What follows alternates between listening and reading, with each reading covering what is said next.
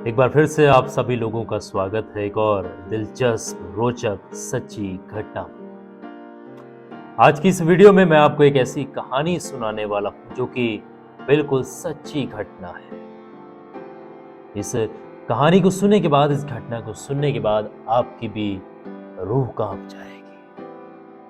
दरअसल दोस्तों, मामला यह है कि एक लड़की की शादी होती है। एक लड़की की शादी होती है, कई साल गुजर जाते हैं शादी को कई साल गुजर चुके हैं, अभी तक उसकी कोई औलाद नहीं होती है। जब उस लड़की को कोई बच्चा नहीं होता है, कोई औलाद नहीं होती है, तो लोग अक्सर, ये प्रथा रही है कि ताने देते हैं। ये मामला उसके साथ भी हो रहा था और खास करके परिवार वाले, जो फैमिली के लोग थे, इस तरीके से उसको ताने दिया करते थे। अक्सर जब वो किसी शादी, विवाह, समारोह वगैरह में जाया करती थी तो अक्सर उसको ये ताने सुनने को मिला करते थे। बहुत ज़्यादा परेशान हो चुकी थी, अंदर ही अंदर घुट घुट कर जी रही थी, बहुत ज़्यादा तकलीफें सह रही थी, लोगों के तानों को सह रही थी।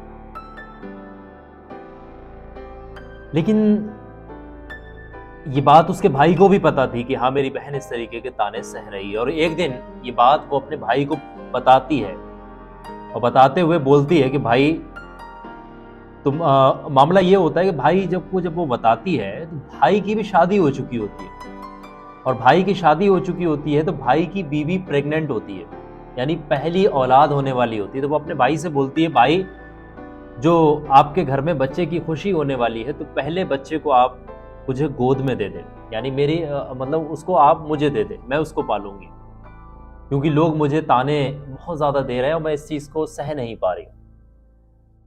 तो भाई ने कहा, बहन कोई बात नहीं है, जो भी हमारे घर में औलाद पैदा होगी वो हम पहली औलाद आपको देंगे। ये वादा कर लेता है भाई अपनी सगी बहन से, जो कि बहुत ज्यादा तानों का शिकार हो चुकी है। वादा करने के बाद वो अपने घर जाता है और जाने के बाद अपनी बीवी को पूरा माजरा, किस्सा ये सुनाता है और बोलता है कि हम अपनी पहली औलाद अपने, जो मेरी बहन है, उसको दे देंगे। ये बात सुनने के बाद जो उसकी बीवी है वो तिलमिला उठती है, खौल जाता है उसका खून ये बात सुनने के बाद। आखिर ऐसा क्यों होता है ये तो आगे जाकर आपको कहानी में पता लगेगा। लेकिन उसने अपनी पहली औलाद, दूसरी औलाद या फिर किसी भी नंबर की औलाद को, जितनी भी औलाद अल्लाह तबारक व तआला को अदा करेगा, किसी भी औलाद को किसी को गोद देने से उसने इनकार कर दिया, इस बात की कसम खाई। जब उसने इनकार कर दिया और इस बात की कसम खा ली तो मामला बड़ा संगीन होता चला गया। जब मामला संगीन हो गया तो यहां से एक बुराई ने, यानी एक लड़ाई ने जन्म लिया। एक छोटी सी झगड़े की यहां से शुरुआत होती है। शुरुआत तो एक छोटे से झगड़े की है, लेकिन ये एक भयानक, दर्दनाक रूप ले लेती है। ये लड़ाई झगड़ा एक जो है, इसका अंत जो है बहुत भयानक होता है। दरअसल दोस्तों, ये कहानी, यानी ये घटना महाराष्ट्र का एक प्रदेश, महाराष्ट्र एक प्रदेश है जिसका एक शहर मुंबई है और वहीं का एक छोटा इलाका नाला सुपारा है। ये घटना 21 जुलाई 2021 की है और इस दिन एक समाज, यानी पूरा मुस्लिम समाज खुशी में डूबा हुआ था 21 जुलाई 2021 को। दरअसल उस दिन बकरी ईद का त्योहार था। पूरा देश खुशियां मना रहा था, पूरा जो है, पूरी दुनिया खुशियां मना रही थी ईद की। लेकिन यहां पर कुछ अलग ही मामला चल रहा था। नाला सुपारा में लोग सुबह सुबह फजर की नमाज अदा करने के बाद इंतजाम कर रहे थे बकरा ईद की नमाज का। लोग ईदगाहों की तरफ रुजू कर रहे थे, जाना शुरू ही हुए थे। फिर मामला ये हुआ कि जो इस नाला सुपारा में एक घर था जो कि आसिफ शेख का है।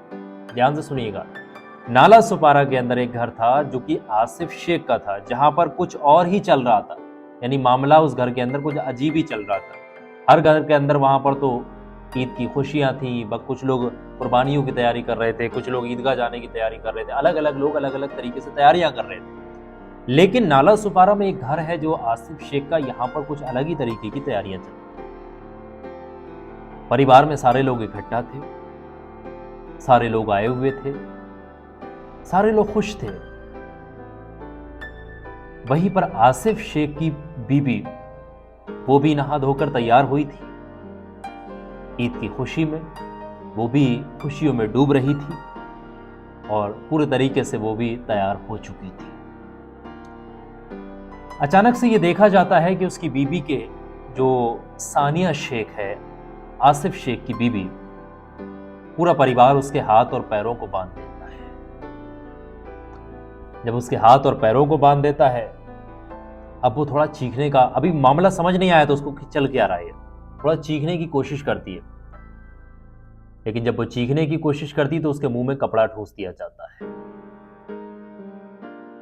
और कपड़ा ठूसने के बाद उसको पानी की एक बड़ी सी टब में डाल दिया जाता है कि उस टब में पानी का लेवल उससे ज्यादा था, यानी कि पूरी तरीके से उसमें डूब सकती थी। उसके अंदर उसको उठा करके डाल दिया जाता है। सामने वो टब में पड़ी हुई थी, चीख सकती नहीं थी, हाथों पैरों को चला नहीं सकती थी, हर तरीके से वो मजबूर हो चुकी थी। पूरा परिवार चारों तरफ झमगंड के साथ खड़ा हुआ था, ये तमाशा, ये मंजर देख रहे थे, किसी को तरस नहीं आ रहा था। और पूरे परिवार के सामने तड़प तड़प कर वो सानिया शेख अपनी जान दे देती है, यानी दम तोड़ देती है। जब वो मर जाती है सानिया शेख, तब परिवार के लोग एक धारदार यंत्र का, यानी किसी धारदार चीज का इंतजाम करते हैं और सबसे पहले उसके चेहरे पर जो एक तिल था, उसके गाल पर एक तिल था, उसको तिल को काट देते हैं। और जब उसके तिल को काट दिया जाता है, तिल को काटने के बाद ट्रीमर को लाया जाता है और ट्रीमर को लाने के बाद उसके सर के तमाम बालों को काट करके गंजी कर दी जाती है, यानी उसके तमाम बालों को हटा दिया जाता है। और जो धारदार यंत्र मंगाया गया था, उसकी मदद से उसकी गर्दन को उसके धड़ से अलग कर दिया जाता है।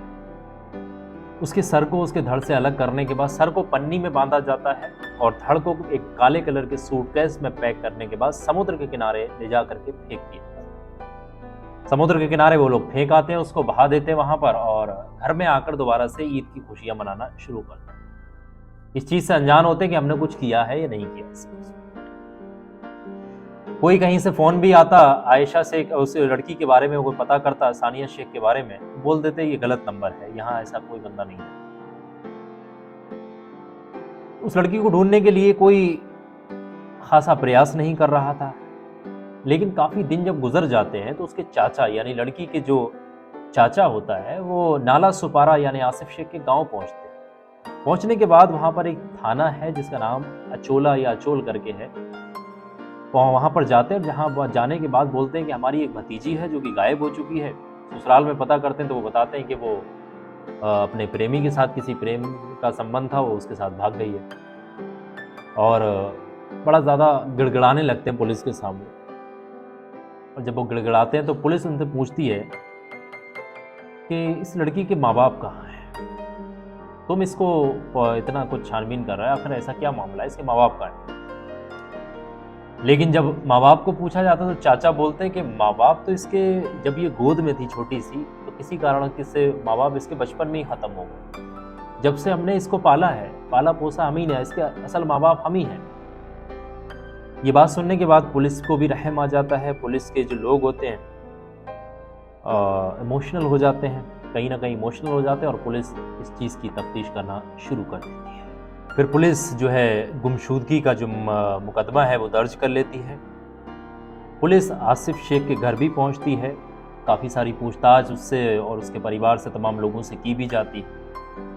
लेकिन उसके बावजूद भी वो कोई सही जवाब नहीं देते हैं, कोई सही बात नहीं बताते।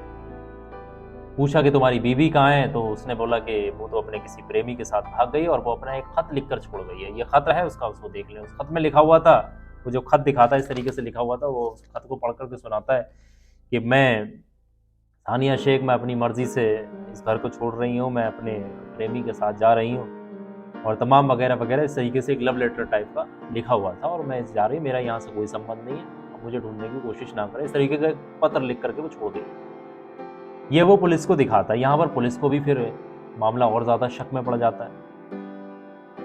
पुलिस दोबारा से चाचा से कांटेक्ट करती है।